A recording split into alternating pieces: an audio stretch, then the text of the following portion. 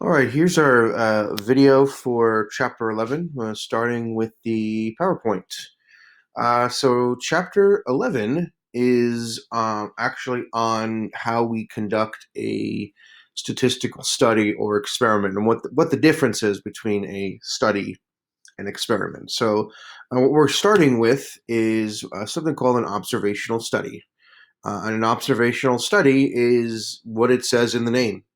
It's a study that is purely observational. It is research based. Um, Unlike an experiment, which we'll talk about later, um, an observational study, treatments are not assigned. Okay. You're not imposing, you're not testing a medicine on someone. It's purely observational. A lot of times, people that are being studied in an observational study may not even know that they're taking part in the study. So it's purely observational. There are two different types of observational studies. We have a retrospective and a prospective study. If you think of the word retro means like retro uniforms for a sports team, in a retrospective study, the data that is analyzed is based on events that have already occurred in the past, hence retro. Whereas prospective studies, the data is collected as the events are unfolding. So the data is collected in real time, you could say. So a retrospective study, the events have already occurred, so the data is based on those events that have already occurred. In a prospective study, the data the data is collected as the events are unfolding in real time. Okay, and what's good about what helps us with an observational study is that it helps us discover trends. It can establish a correlation. We talked about in the last unit what a correlation is. Um, what an observational study does not help us with is that it does not establish a cause effect relationship. Because we're not actually imposing or testing treatments, it is not a valid way of proving cause effect relations. In order to do that, we'd have to do an actual experiment, and we'll talk about that later in this PowerPoint. So here's an example of kind of give you the difference between a retrospective and a prospective study. So say we were here's an example of a prospective, tracking students' grades from the time they are in kindergarten to the time they graduate high school. Okay, so the point is you are tracking them as they're going through school, as the events are unfolding, which by definition is a prospective study. And here's an example of a retrospective study. Tracking graduation rates by accessing data from the last 30 years. In other words, you're looking at data for students that have already graduated. So hence it is a retrospective study. So again, that kind of gives you an idea of the difference between a retro and a prospective study. An experiment, okay, that's what we use to prove cause-effect relationships. Okay, so it's a study or design that is used to prove a cause-effect relationship between two variables. That's when you're actually imposing treatment. Um, Participants in a study, if they're human, they're called subjects. If they're not human, they're called experimental units. As you know, when they're testing new prescription drugs and stuff, very often they'll test them on mice, or bats or other non-human animals before they test them on humans. So when the participants are not human, we call them experimental units. Um, and like I said, the participants, the subjects or the experimental units, they are received and randomly assigned a treatment. And then they look at the data, and from that, they see whether that treatment actually works or not. Um, here's an example. Here's an example of one. Okay. Pitchers who suffered elbow injuries were randomly assigned to one of two rehab programs. Those who followed Program A returned to pitch in an average time of 25 days faster than those assigned to Program B. So, in this particular study, the subjects were the pitchers who suffered elbow injuries. Those are the participants in the study. Um, there are two different treatments. Yeah, they had Program A and Program B. And the response variable measured, in other words, what are they trying to determine? They're trying to determine the amount of time before they return to play. In other words, in this particular one, the Program A turned out to be more effective. Okay, they returned to play 25 days faster. So they were actually measuring how much time it took them to return to the field to pitch. Okay. Now, this gives us kind of a visual of how an experiment works. Okay. So when you are doing an experiment, usually you want to divide your subjects or your experimental units. You want to divide them randomly into groups, and we talked about in chapter 10 why randomness is important. We don't want bias in our results. So you divide the subjects randomly into groups, and then each of those groups get a different treatment. Could be a drug, it could be a rehab program, like in the previous slide. But once you randomly assign the subjects to groups, they're given a different treatment, and then this is where all the money is made. That's where you then you compare the results, and then use those results to determine which, in the previous slide, which rehab program is better. Um, sometimes, sometimes instead of having two different treatments, we have something called a control group or placebo. Some of you may have heard that word placebo. A placebo um, is kind of like a fake treatment. Um, where you're comparing a treatment to the status quo. So there was an example in the textbook where they were testing the effectiveness of an energy drink. And one group was given the energy drink, and the second group was given a placebo. And the placebo looked like the energy drink, tasted like the energy drink. Okay. For all intents and purposes, the people in that placebo group thought it was an energy drink. Excuse me.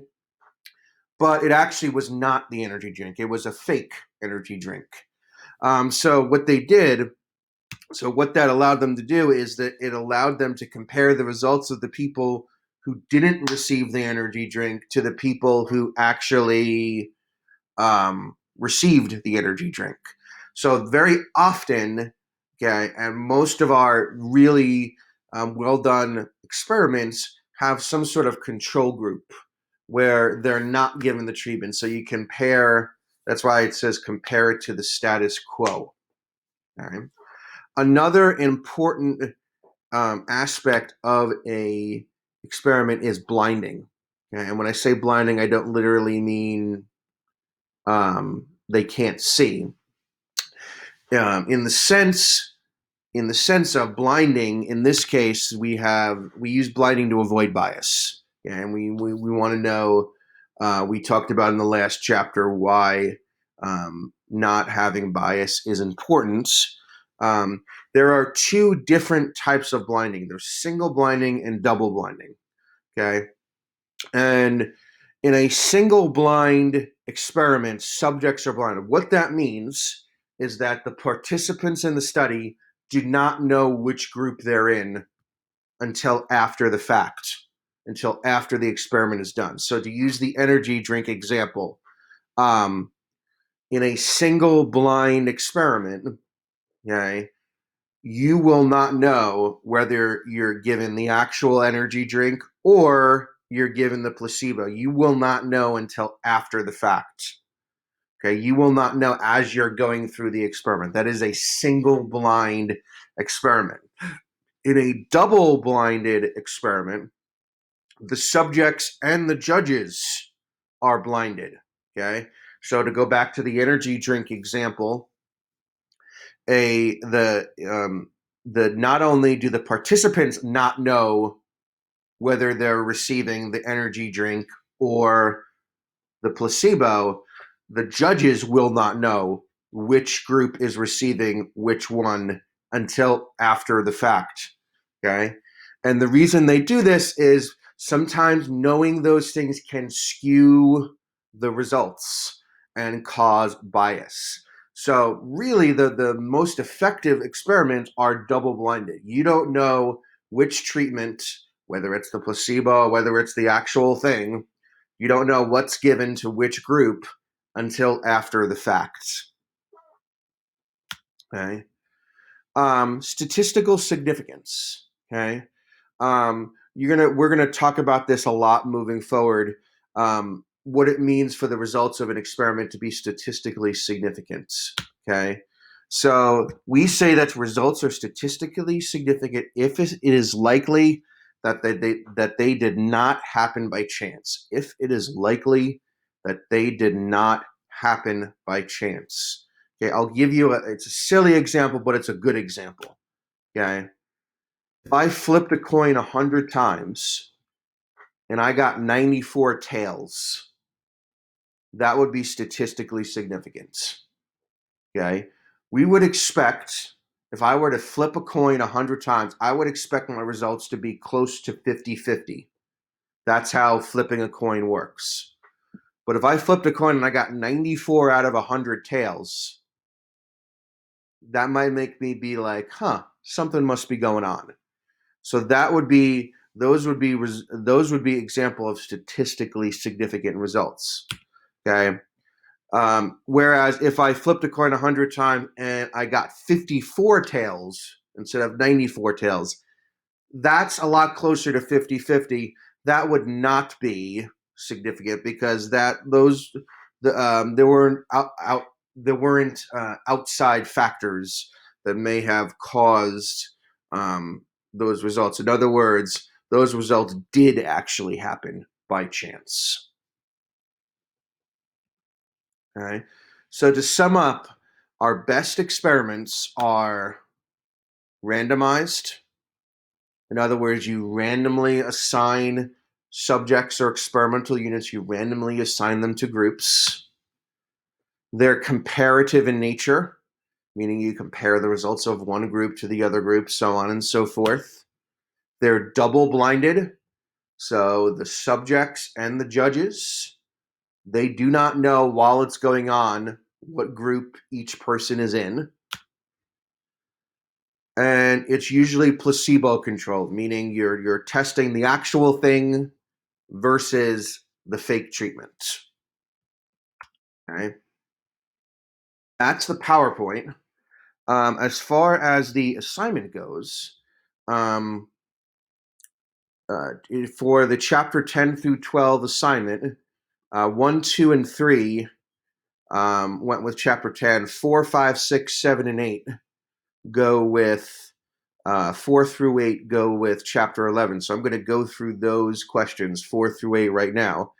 Again, like I said with chapter 10, I would pause the video right here, do questions 4 through 8 in the chapter 10 through 12 assignment, and then come back and watch this, and hopefully this clears up any confusion you have. All right. So let's start with number 4. Athletes who had suffered cracked ribs were randomly assigned to one of 2 exercise programs. The first group returned to sports activity in a mean of 46.5 days. Those assigned to a second program returned to sports at a mean of 39.5 days. So identify whether the above research is an observational study or an experiment.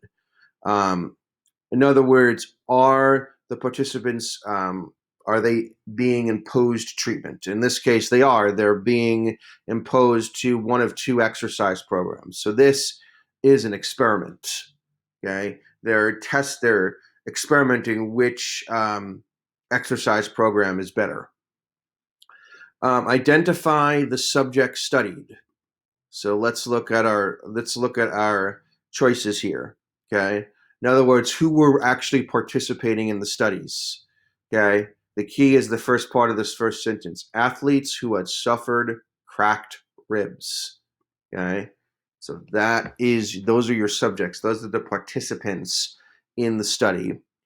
The experiments used identify the number of treatments. Well, there were 2 exercise programs, so 2 treatments. Identify the response variable measured. Okay, let's look at our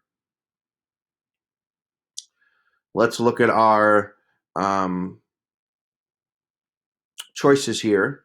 Let's see. The first group returned to sports activity in a mean of 46.5 days. The second program returned to sports in a mean of 39.5 days. So they were measuring the time before returning to sports. Okay, that's the one. That's what they were measuring for each person. Identify whether the experiment was blind or double blind. If I actually look at the entirety of this sentence here, notice it doesn't actually say whether blinding occurred or not. Okay, I would hope that the experiment was blinded, but we don't know. So it is not known whether any blinding occurred. Okay. Identify the nature and scope of the conclusion regarding what the results of the experiment may or may not indicate.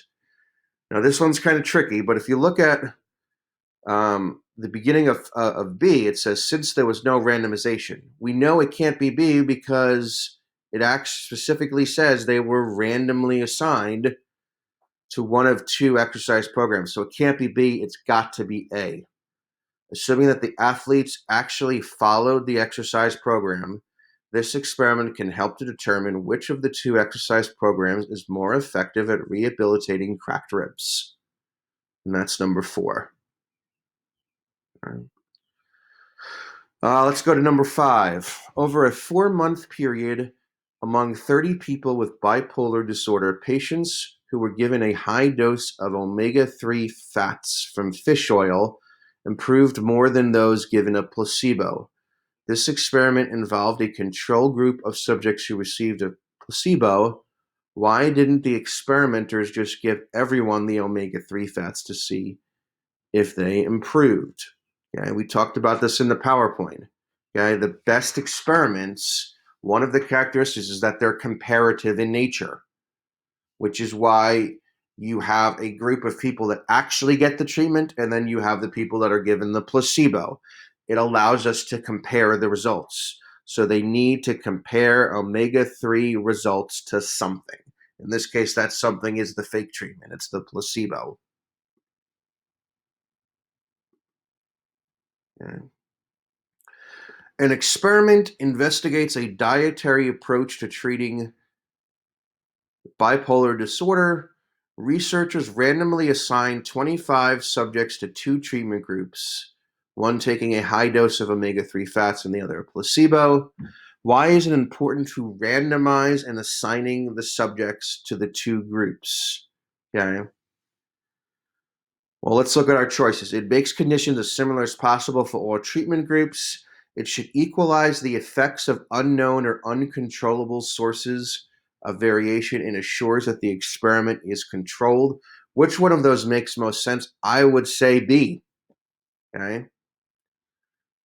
All right. By taking the randomness, by actually randomly assigning people to groups, you are ensuring that there's no bias. Okay. When there is bias, that means outside or unknown sources could affect the results.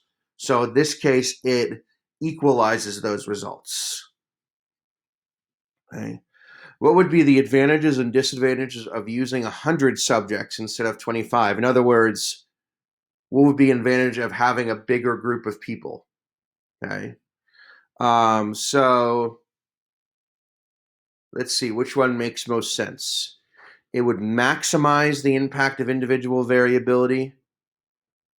Okay, that doesn't make any sense. It would take more time and be more controlled, but random assignment is more difficult with more subjects. Nah. Let's look at C. It would minimize the impact of individual variability and in the response, but it would be a more costly and time-consuming experiment. That one makes more sense, okay? Because by minimizing the variability, in other words, you're minimizing the bias, okay?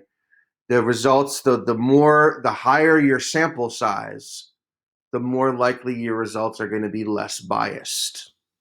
So it would minimize the impact of individual variability. Obviously, it would take more time.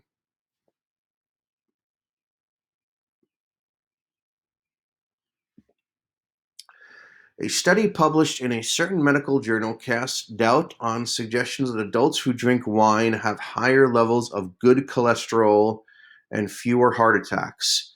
These researchers followed a group of individuals born at a hospital between 1946 and 1965 for 35 years.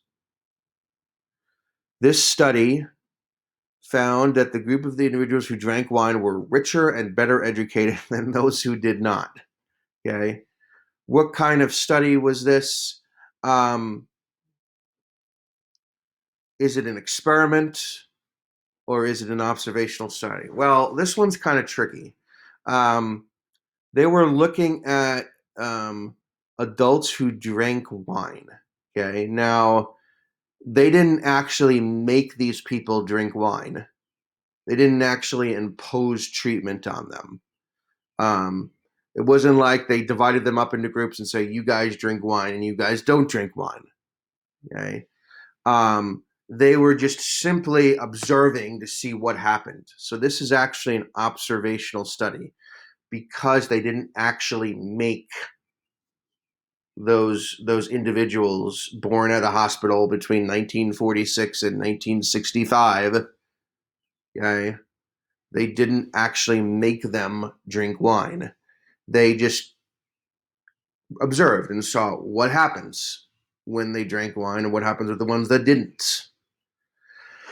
Okay, can studies such as these prove causation that wine helps prevent heart attacks, that drinking wine makes one richer, and so on? Explain. In other words, can an observational study prove cause effect? And we saw in the PowerPoint that that is not true. Okay, studies of this type can prove none of these. While the variables have a relation, there is no indication of a cause and effect relationship. If I actually wanted to prove that drinking wine caused you to be richer, or drinking wine caused you to be better educated, or helped prevent heart attack, I would actually have to do an experiment. I would have to take a group of adults, randomly assign them to one group, give one a placebo and give one actual wine, and see what happened. So because this was an observational study, it doesn't actually prove that that is true.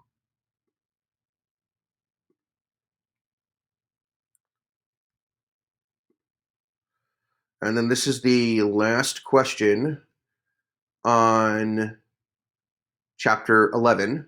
Is a coin flip random? Why or why not, in your opinion? No, you can predict the outcome beforehand. Yes, you cannot predict the outcome beforehand. Okay. A coin flip by nature is supposed to be random. Okay. Is it possible that you can guess the result beforehand? Absolutely. But it's equally as possible that you don't guess the right results. Okay. That's why they do coin flips at the beginning of a football game to determine who gets possession first. It is because it's random. Okay, yes, you have a chance to guess the right, but you also have an equally as high chance to guess the wrong. So the answer is yes, it is random. Okay. And that is it for chapter 11.